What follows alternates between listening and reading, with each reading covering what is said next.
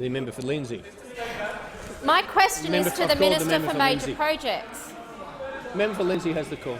Thank you, Mr Speaker. My question is to the Minister for Major Projects. Will the Minister outline to the Government, to the House, the role the Government is playing in planning for rail connections to our airports, particularly in Western Sydney?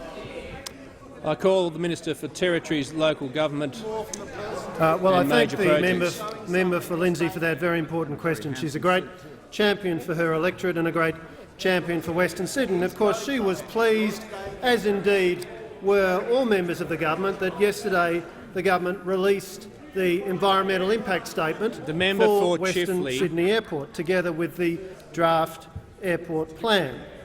After the Rudd-Gillard-Rudd government failed to take a decision in relation to the Western Sydney Airport, it took the Abbott government to make a decision, and a direction that's been enthusiastically continued by the Turnbull government on this vital piece of infrastructure.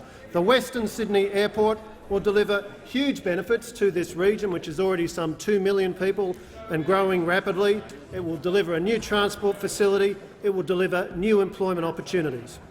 And we have a careful plan, Mr Speaker, to commence operations by 2025. By 2030 there will be some 10 million passengers. By 2063 there's expected to be over 80 million passengers as the airport grows over a number of decades.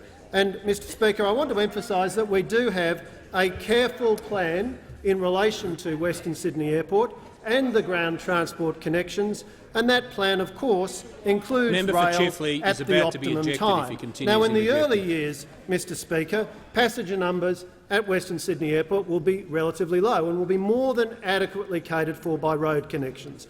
There's a $3.6 billion road package already underway, and that package will involve upgrades to the Northern Road, Bringelly Road and Narellan Road, amongst others, and there will be a new motorway connection from the M7 to the airport site ready by the time the airport opens. But it is, of course, important that there is also a clear plan for rail in relation to the Western Sydney Airport. And so the Turnbull government is working closely with the New South Wales government to assess potential rail corridor options to serve the airport and the broader Western Sydney region. And the New South Wales government is assessing, for example, an extension of the South West Rail link from Leppington.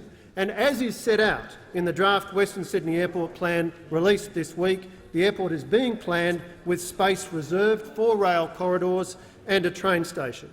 During construction, we plan that there will be excavations for the train tunnels and for the station box. That's to say the space where the station will be built. And this will allow for the rail connection to the Sydney Metropolitan train network to be added at the optimal time, which is expected to be after the airport opens and as the passenger numbers grow. Mr Speaker, let's be clear. The Turnbull government has a rational plan. The plan will get the Western Sydney Airport built. The plan will involve rail at the appropriate time, and the plan will deliver great benefits for the people of Western Sydney, the people of Sydney and the people of Australia. The Prime Minister.